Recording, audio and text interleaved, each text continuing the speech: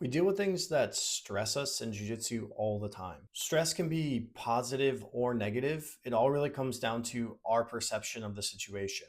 Sometimes when we fear failure, like we've been talking about, our body really has a difficult time telling the difference between situations where we're evaluated and actual danger. So some of the core research in this sums it up very neatly, saying anytime we're in these situations where we feel like we are being competitively evaluated, that can be a competition match, but that can just be training where someone is watching us or we're worried about performing in front of other people, even the person that we're training with. So in these situations, we start to evaluate them as threats because we fear the consequences of failing. And what that does is creates anxiety, and then it motivates us to avoid those situations altogether. We avoid it because if we fail, we feel like we are going to experience things like shame, embarrassment.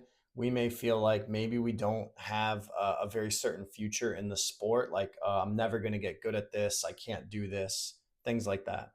We can also feel like we're wasting our time. That's one that kind of gets me. Is so one of the things that I'm really curious in learning from you guys is, what do you consider to be failure in the first place, whether in training or competition? And what do you feel like the perceived consequences of failing in those situations are? Let me know.